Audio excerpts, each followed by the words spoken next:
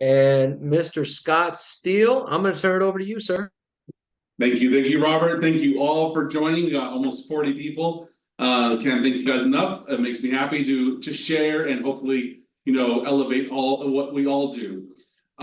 So to his point, when we were talking about pre-qualifying, I was thinking to myself that'd be really good for new agents, and maybe a few LOs can get something from this as well. But literally yesterday, I had a phone call with Aaron Lanning, with Costa and Lanning, and they do pretty darn well as well. And been lucky enough to do a number of their loans. And he had a new assistant that he's bringing on. He wanted me to talk to and kind of give her the lowdown of what we're going to do, what we do. And during that, he actually learned stuff. So I guess this really is for everybody. And all we were talking about was pre-qualifying. So the first thing I want to say is, or started off, I want to make it as simple as possible. So you guys all start off with just a body, a person, whether it be a phone call, family member, friend. You have a body who has said, you know what, maybe I want to buy a home, right? What do we do for you new agents? Oh my gosh, what do I do now? And I'm about to make money finally, right? What do I do? What I tell people, and I tell people all the time is the first step to this transaction. I think of it as it's like ping pong back and forth between me and the agent. The first step is a conversation with a lender. And I emphasize conversation. You tell your person, great, the first thing we're going to do is I'm going to get you in front of a lender. He's going to ask you, he or she will ask you some basic questions. And from that information, kind of give you a pathway of how to make this possible for you. And I tell them, always say, there is no cost and no obligation.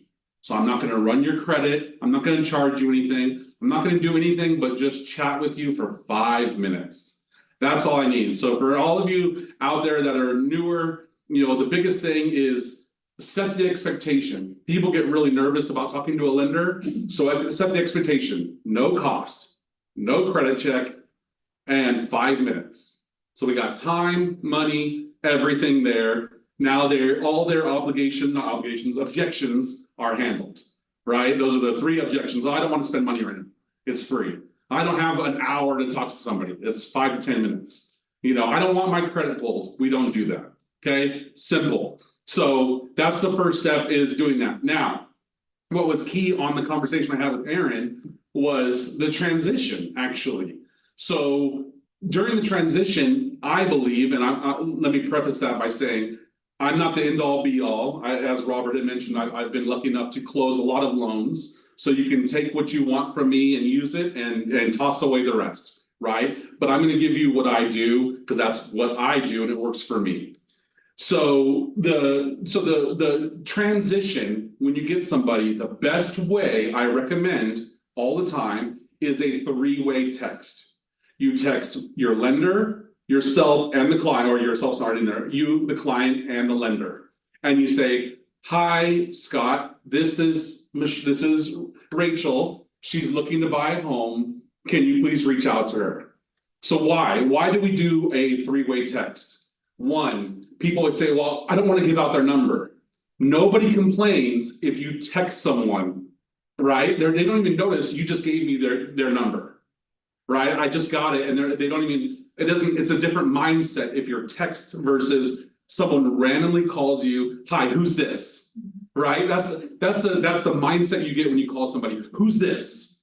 This is Scott. Rachel said to call you. Is that okay? It's a completely different thing. Whereas if you 3-way text and then I respond, hi, Rachel, are you available at 4 o'clock today for a 5-minute chat? Well, yes, I am. Well, guess what? Now she sees my number, so it's not a mystery number. She has an introduction to me, so I'm not some stranger. And you're there as a buffer, as someone that they have met or know that they have trusted enough to have this conversation with, right? Completely different mindset and situation than a cold call, which most of you probably know a lot about, right? So now we started with the body, we've 3-way texted them in, and we're communicating with them. Okay, so we set up a time and a time. For agents, what do I look for? Other loan officers might be different, but all I need is a name and a number. I have a lot of agents, in fact, like in Aaron Lanning, he would ask them, what do you make? What's your FICO score? He would ask the questions that I would ask. But I don't want you to do that, because even if you got that information, it's not in depth enough for what I need, and I'm gonna ask it again. And now we've just asked them twice. Nobody wants to repeat themselves. Except Robert likes repeating himself. You know, nobody likes to repeat themselves. So again, don't ask those questions. You can do whatever you want, but I don't need that. And in fact, we're just gonna double down anyways. So all I need is a name and a number. That's all I need, you know, for this. And then I will take it from there. The next step would look like this. I actually thought it'd be good. Robert should be sending you all an Excel sheet that I created, I myself and Jenny Batorik, another amazing loan officer here, created 3 years ago, and we really haven't changed it since. Just whatever, if it works, if it's not broken, don't fix it, right? So most of you, Robert, is that out? Maybe will be, okay, he says yes. It's in So the chat box. there you go. If you look in your inbox, you can see it. You don't have to. It's no big deal. But what I thought I would do is do kind of an interaction with Miss Rachel. She'll just give us some fake information. But I want you guys to see what the pre-qual looks like, so that you know what your clients are getting into, right? What better way for you to describe it than by seeing it? So we'll jump right into it. So I call and Rachel answers, ring, ring. Hi. You gotta speak up, so I want to answer. Wonderful. Please speak up, old lady. No, I'm just kidding. Okay, wonderful. So hi, Rachel, this is Scott Steele. Robert gave me your number. We've been texting back and forth. I hear you're looking to buy a home. Is that correct? Yes. Excellent. Well, I'm here to help you. What I'd like to do is just take 5 minutes of your time, ask you some personal information, nothing that's private. I will not need your credit score or anything, just some information, but it's personal because it's income, right? What you make. And I want to see kind of where we are and if it makes sense verbally. And if it does, I can actually send you a quote for what your mortgage should be, you're out of pocket, and then you can make an informed decision if you want to move forward in the process. Okay? Wonderful. First question is what's your, and you can go, if you're looking at it, I literally go in order on this Excel sheet. I'm going to do it because even though I do it 100 times a day, I still, like Mike Ferry says, I still have my script. I keep it in front of me at all times. So the first question would be, what's your email? She would give me the email. All right, then I jump to, okay, wonderful. Is it just gonna be you on the loan or will you have any co-borrowers? Just me. Fantastic. Do you currently rent, own, or live with family? I live with family, All right, excellent. How long have you lived at your current address? for 8 years. Okay, perfect. And do you by any chance have your name on title on any property anywhere at all? No. Okay, so why do I ask that? I ask that because sometimes grandparents, parents will put their kids or individuals on a title of property so that when they pass, it goes to them easily, right? But if they have title on property, they are no longer first-time buyers. So that's a quick question, wham bam, for you lenders out there. Do you have your name? Why do I ask that? Just to make sure. And again, the more information I get, I used to get a lot of feedback from actually Steve Costa. I keep bringing them up, but he'd say, oh, you ask all that on the first conversation? I say, absolutely, because no one's willing to give you more information the first time, or more information the first time than ever again. Because after that, you're bothering them. If I ask, oh, and by the way, do you make this afterwards? Now I look like I don't know what I'm doing, right? So I do a pretty thorough job. Okay, wonderful. So 8 years and no title. Did you serve in the US military by any chance? No. Okay. I also have on the questionnaire about first-time buyer.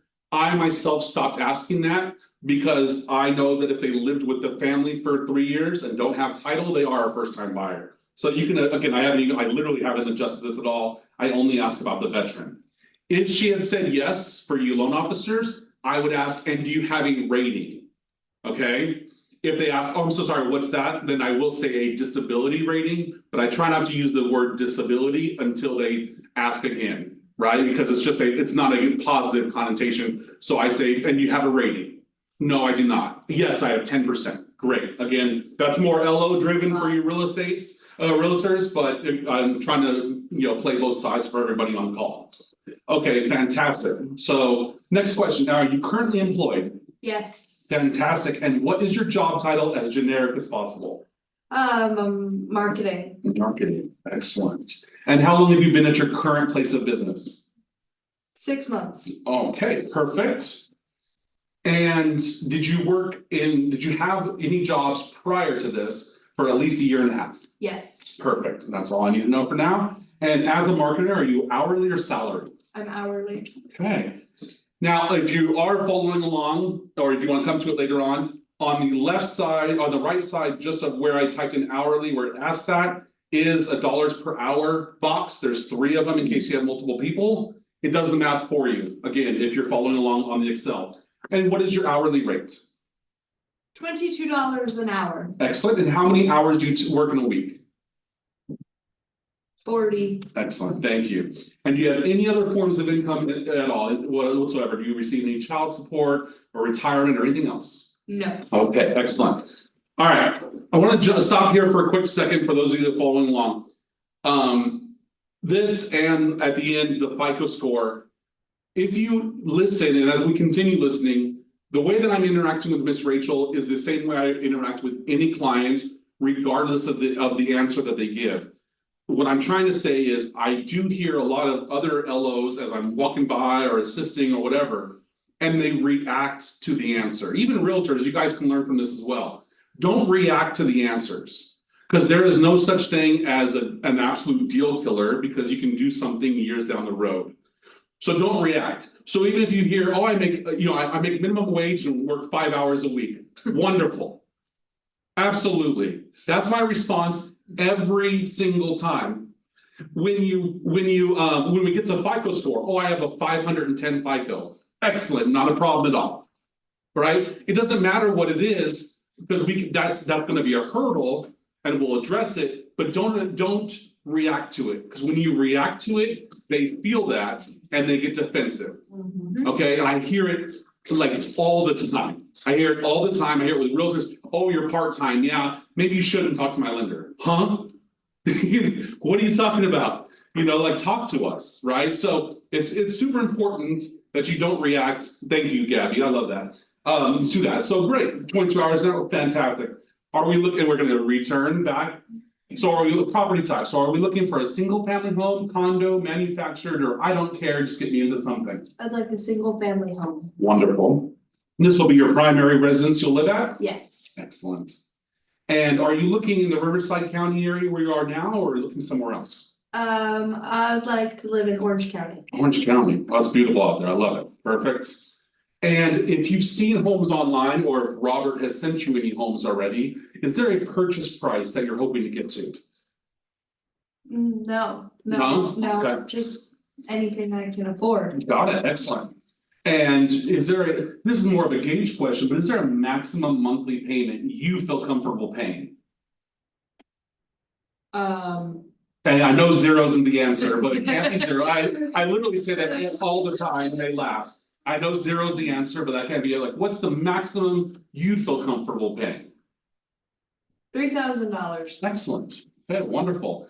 All right, do we have any money saved for close of escrow? That includes down payment and closing costs, or a better way, how much money can you comfortably spend on this purchase? I have about $50,000 saved. That's wonderful, thank you.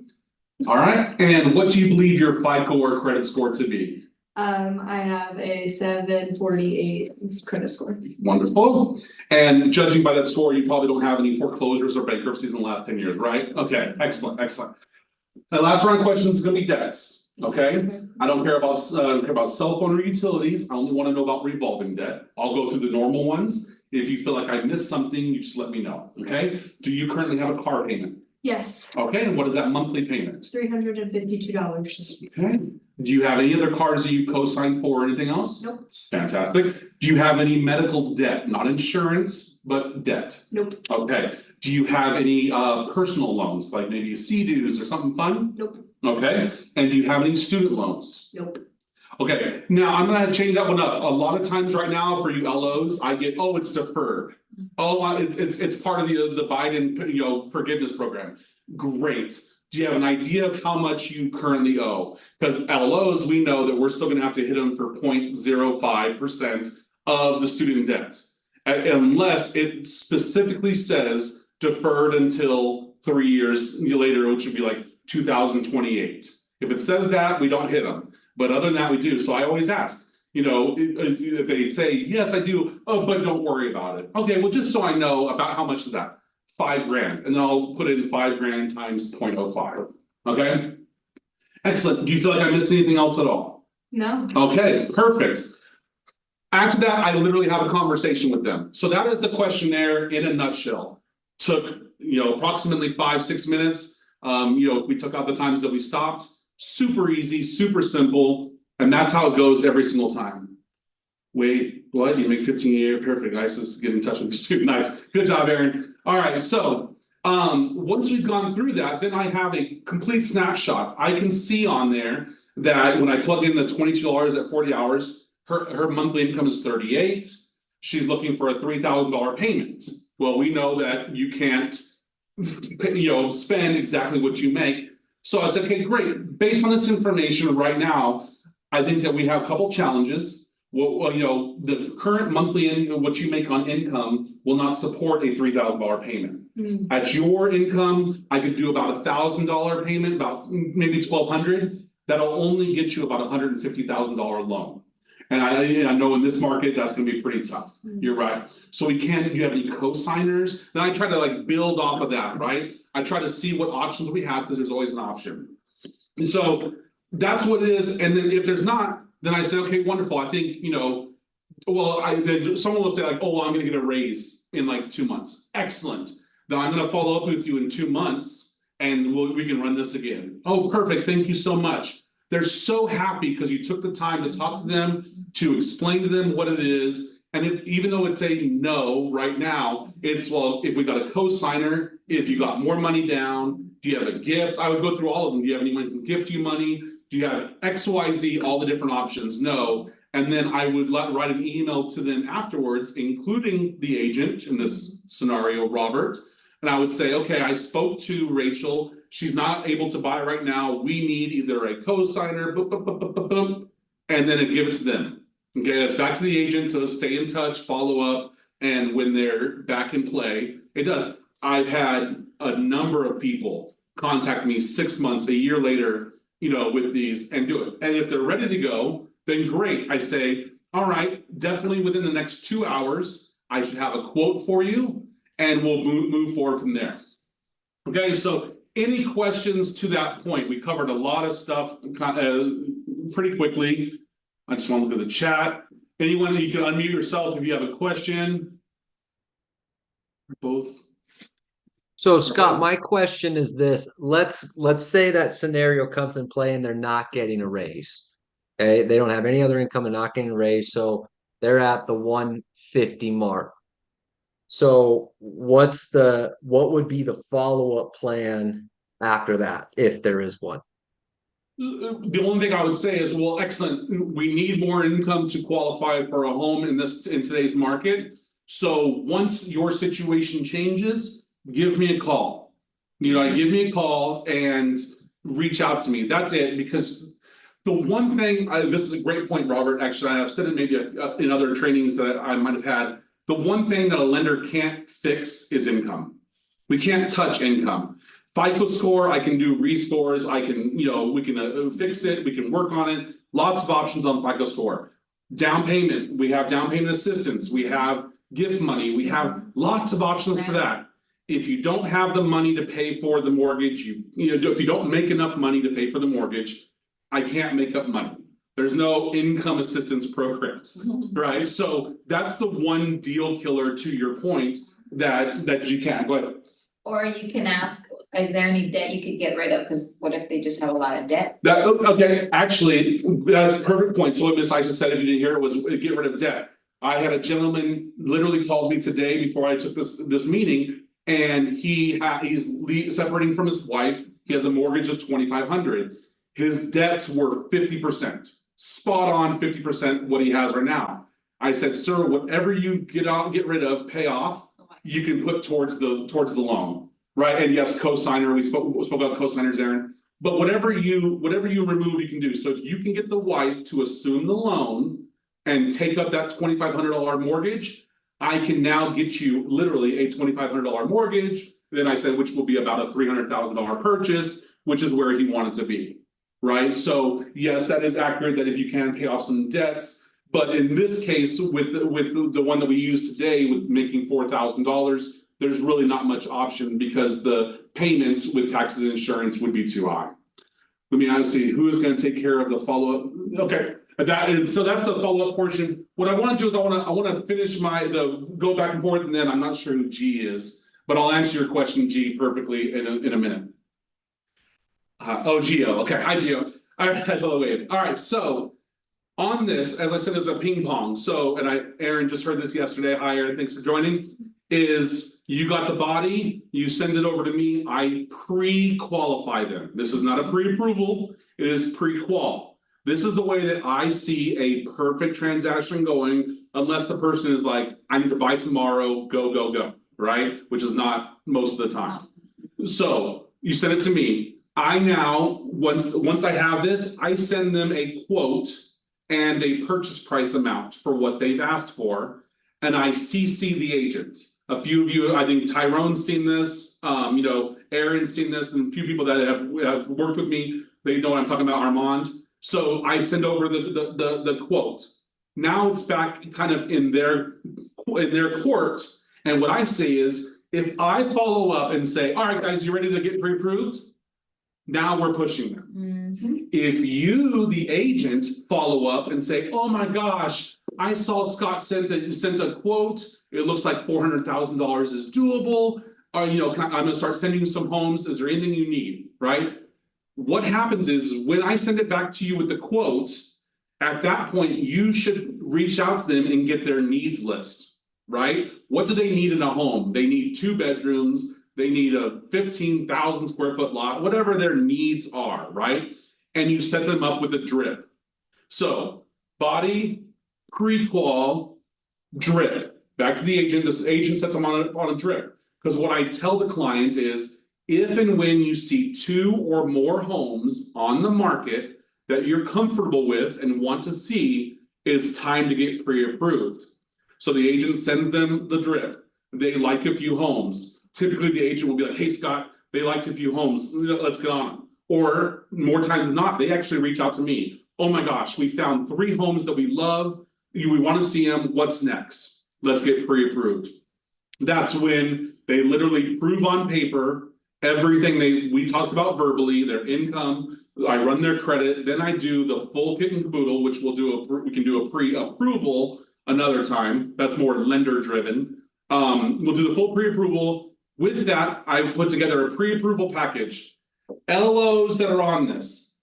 Again, I'm not the end all be all, but I've gotten so many compliments and I've earned outside agents because of my pre-approval package. And I'll have Robert send one out after this. My pre-approval package, thank you, Gabby, is a cover letter that just says, thank you very much. I'm not Taylor Loop. I don't spend 2 pages talking about myself and how amazing I am and how great my suit looks. If you've ever seen his, barf. It's got a cover page. The second page is the pre-approval letter that says how much they're approved for. You got to have these things, how much they're approved for, down payment, type of loan, right? For those of you that write offers, you need to know, is it VA, conventional, type of loan, occupancy, primary, secondary, investment, everything on there, the normal pre-approval letter. My third page is literally their credit report, page 1, that has all their scores. Here you go. I don't care if their scores are 500 because I have a loan that does 500. I'm going to show you what it is. Here it is, take it or leave it. The 4th through 9th or 8th page is a full DU. Every single page from the DU, nothing hidden, nothing redacted. It's doable. Why am I going to hide something? Okay. If they also pass LP, just to really smack them with it, I'll include LP. Thank you, Gabby. I'll include LP, and after that is proof of funds. Agents. Please stop sending bank statements for proof of funds and not redacting their information.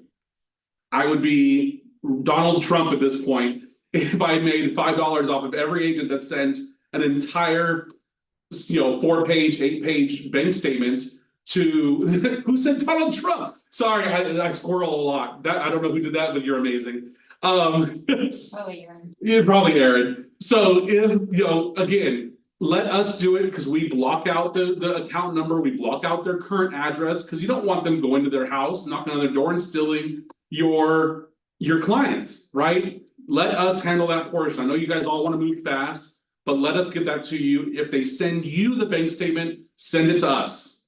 Let us redact it and send it to you. It takes 1 minute.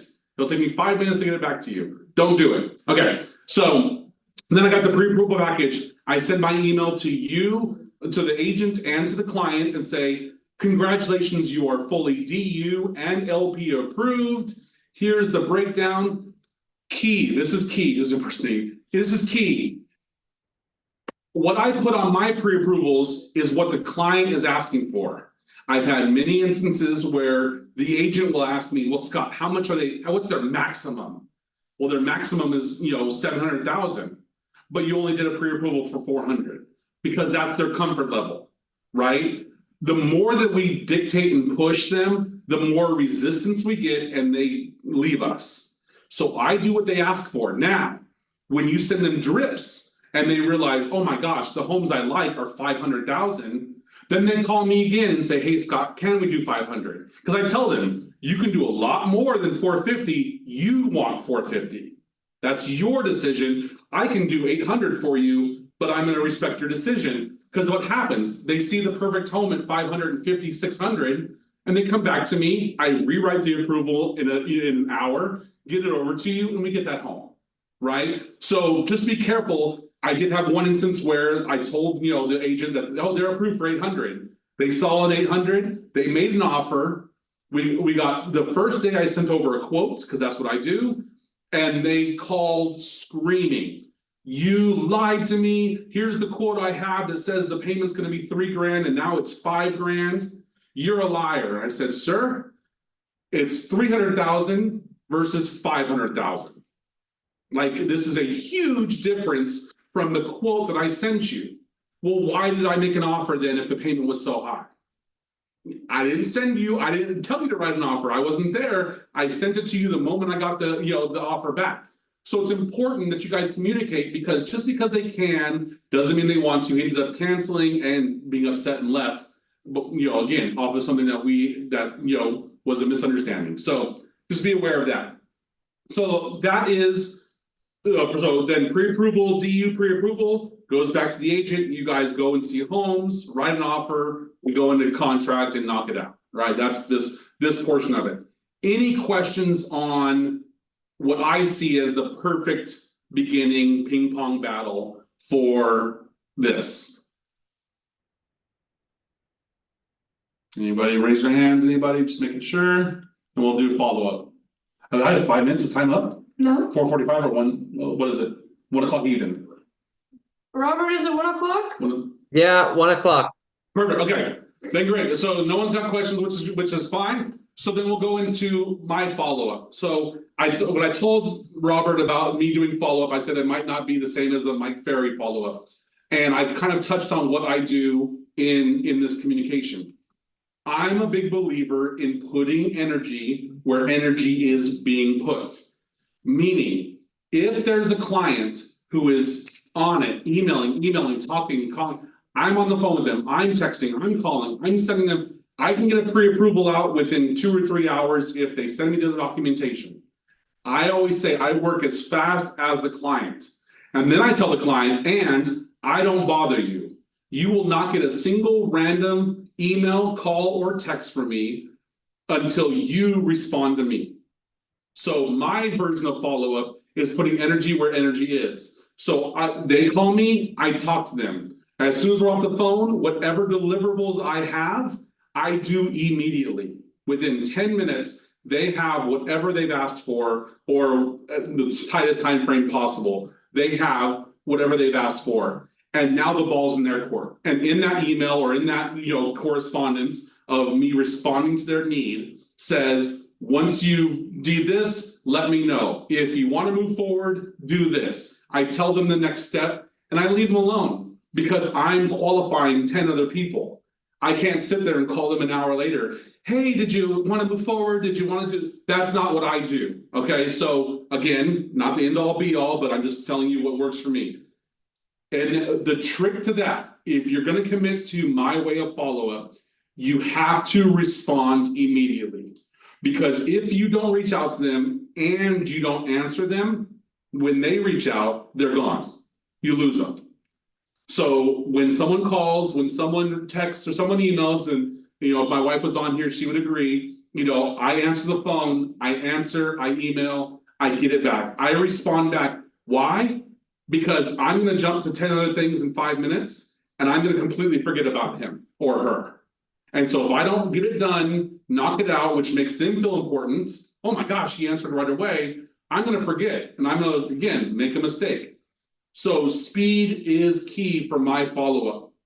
I tell them what's needed, the next step, and I leave it to them. And for those of you that might be like, oh, that's kind of scary, I get calls, weeks later, months later, a year later, from people saying, hey, we're ready now. And I didn't talk to them one time. Again, I might be an anomaly, but I'm letting you know what I work. Miguel, do you have a question? Yes, I do. Can you Go hear me? ahead. Yes. Yes, sir. Thank you, Scott. The question is, say let's pretend that we texted in three-way with a client and you've done your pre-qual and they have not given you any documentation yet.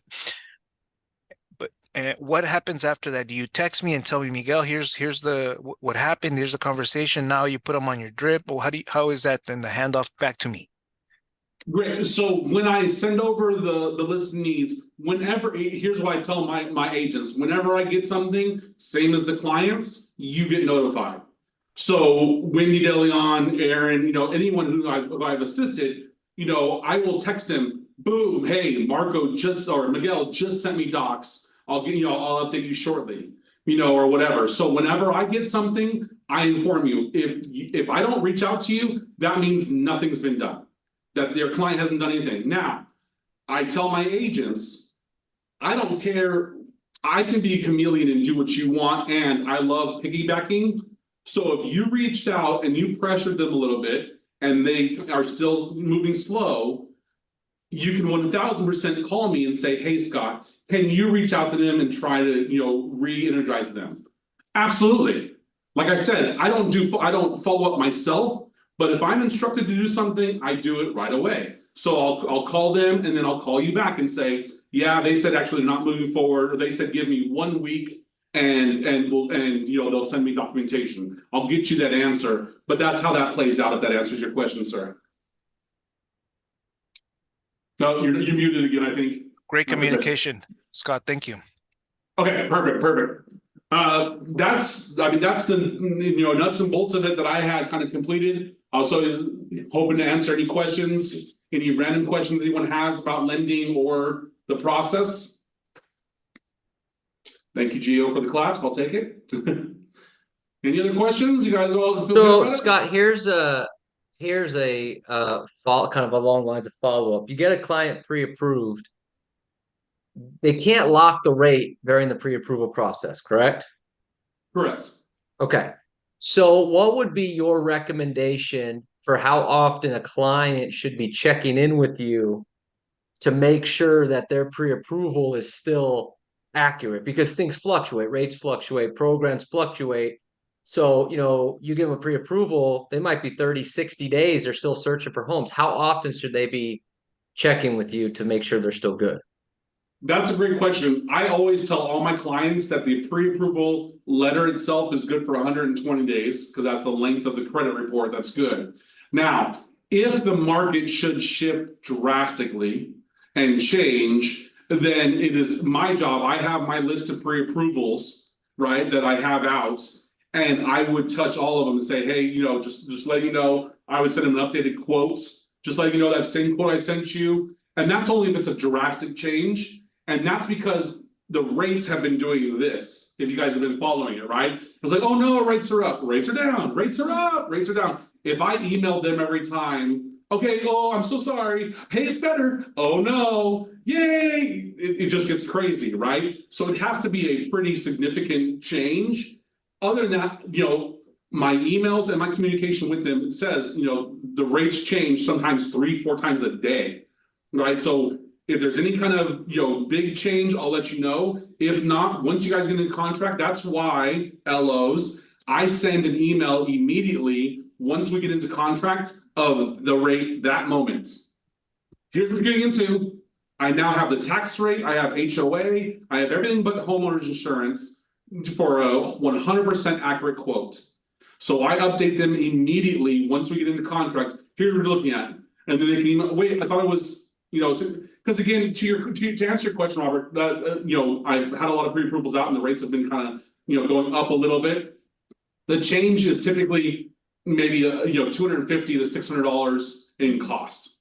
So there are times where I'll eat it, especially because I quote a little high to have that buffer. So that if if I just want to honor my quote and look like a rock star, then I give them what I promised them and I eat that $600. Life goes on. Do you know what I'm saying? So there's no reason to update them. And again, if the market, crazy shifts, we have another, just huge momentum shift, then it's my job to reach out to them. But I don't instruct them to touch base with me at all. I leave it with the agent.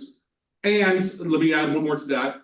I do tell them whenever you find a home, when I say when you find a home, send me the address and your offer price, and I'll send you a quote to that day's rates. So that way they always know what they're getting into even before the offer. Right? Because that's all I can do. Great question. All right, come on, somebody else. I love this. You guys got 10 more minutes and I'm gonna be on calls. I have more, but I'll let other people play. I just had the question, go ahead. So what if, I forgot my question, okay, so what if the agent tells you, hey, Scott, give me the max pre-approval for my client? Do you ever leave yourself a cushion because you might have those eager buyers that say, well, I started liking the house and it's happened to me where you have a client says, I wanna buy a $500,000 house just because they like the number. Do you leave yourself a space so that you don't eat cost, so that you can adjust to the market? Or so that they could have that little, make believe in their mind that they're getting something better? Well, I think to answer your question, so do I kind of buffer it? So for me, for quotes or even pre-approvals, I never go, even when they ask for the max, I never go 100%, all the way to the wall max. Because there's so many variables like taxes, HOA, whether it has or doesn't. There's too many variables to tell you, okay, your max is 600 and that's 50% DTI. Right. That doesn't make sense. So I don't max them out that way. I'll tell the agent an approximation around this number, and I always leave myself a buffer, because an underwriter might take away some income, might be a little bit, you never have it, almost never have it spot on. Right. So yes, I always leave a buffer and then communicate with them. And I did a quote class maybe a month or two ago where I got a lot of not flack, but people kept asking. I put a really big number. I put the same number for escrow that I put for lender's title insurance. And the reason is that's my biggest buffer. And Vince, who's not he's with client today, but he's another LO here. He said, well, don't they get upset with you when that happens? Well, first off, nobody ever says, dang it, it's $500 less than what you told me. Right. That doesn't happen. Number two, it gives me that buffer to where if escrow charges more than any other escrow I've ever seen, I can eat up that. And I tell people, again, part of my spiel, my script, is I tell people, my number is a not to exceed number. I do, if you get some other quotes, they might tell you taxes are a little lower or insurance is a little, we don't control that. I was like, the only thing I control is the rate and the cost for the rate. I was like, but I am very conservative in my numbers because I will never ask you for $5, but I'll hand you a check for $100. And oh my God, thank you. Right, that's what happens. So I don't mean to be flippant about that. But that's what happens. Mhm. Thank you. How was that, Steele? Anything else? Was there anything in chat that I missed? Please share the recording class. Thank you, Olivia. Nice to see you. Yeah, other than that, that's interest rates are high because of sleep. Okay, Donald Trump is really taking over in this chat. So that's it. I guess, I mean, I have nothing else for you guys. I'll let you guys get back to working if no one else has any questions. Thank you. Yeah, definitely. So I Aaron. want to, Scott, first of all, thank Yeah. you for doing this. This was tremendous. You really are great at what you do. But a couple things that really stood out to me, that I think everyone here, whether you're an agent, loan officer, is the point of where you said, don't be shocked no matter what their answer is. What I would Yeah. say to a lot of you too is you have to make sure your facial expressions also do not say that, because so here's a dirty little secret. The reason we do coaching calls on the phone is because you don't want to see my face when you're doing nothing, and I don't want to see your face when you don't like what I'm saying.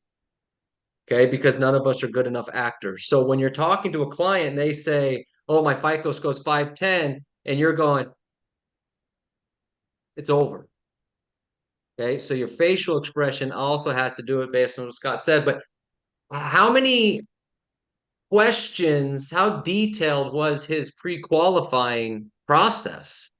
So when you're working with a buyer, is your pre-qualifying process the same, or are you going, oh, you're looking to buy? Great, how much?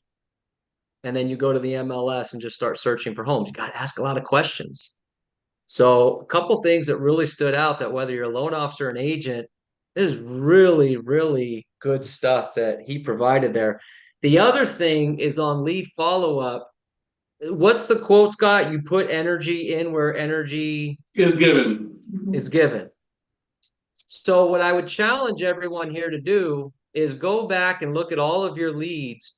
And if it's been more than a couple weeks, they're probably not going to do anything with you. I'm not being mean. I'm helping you. Okay? Because your time is your most valuable asset, and some of you value your time on less than minimum wage. Okay. And it's like, I'm going to keep following up. Maybe they're ready. Maybe they're ready. They have not given you any signs, any energy that they're ready. Go find new people. I get more compliments, Robert, to your point. I get oh my God, thank you. You're not going to put me on a drip, thank you. And they do call back. And I do not reach out to them at all. They don't get a random Merry Christmas. They don't get anything. I don't even I put them away. But here's another point to my follow-up way is that's why I have my Excel sheet, because I save it under the agent that gave it to me. And they call me up and they say, "Hey, Scott, we spoke about 6 months ago. We're ready to move forward." And I'm sorry, what was the agent that referred you? Oh, it was Robert. Click, Robert. Click.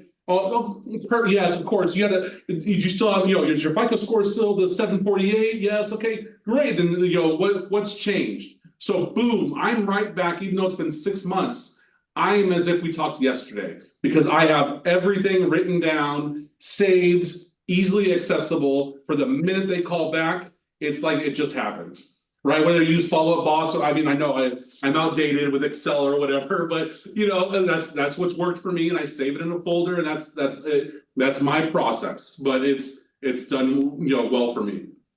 I love it. I love it. Well, I would say it's probably fair to assume you can't close 100 deals if you don't have that type of lead follow-up system.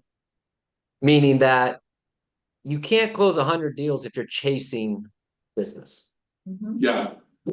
So but going back to that, because you pre-qual so well, you're okay walking away because you know if they're really motivated or not, they're really qualified or not. 100%. And that's if we're not pre-qualifying really well, we assume that every deal is a right now deal, so we chase it. I love that, Robert. And that's why I asked the questions like purchase price goal and maximum payment. Because I'll get people, I want $1 million house and I'm only going to pay $1,800 a month. Wow, you must have $900,000 to put down.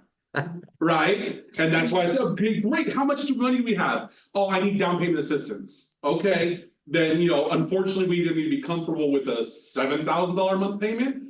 Or we need to come up with 900,000, either or works, which one would be easier for you? That's what I say to people, like, which one's easier for you to get to? And again, that leads them to, now their job is to either find 900,000 or get a job that pays 8,000, that way they can pay 8,000 a month. Right. I love it. Scott, this was fantastic. Everybody do me a favor, give this man the round of applause he deserves. Unmute yourselves. Thank you. Thank you, Thank guys. Thank you, Always a Scott. pleasure. Beautiful. Scott, I greatly Yes. appreciate you, sir. I put Thanks, Scott's Scott. information in the chat box. So if you have questions or whatnot, you can reach out to him. He's obviously very tremendous at what he does. So make sure that we're utilizing that in all full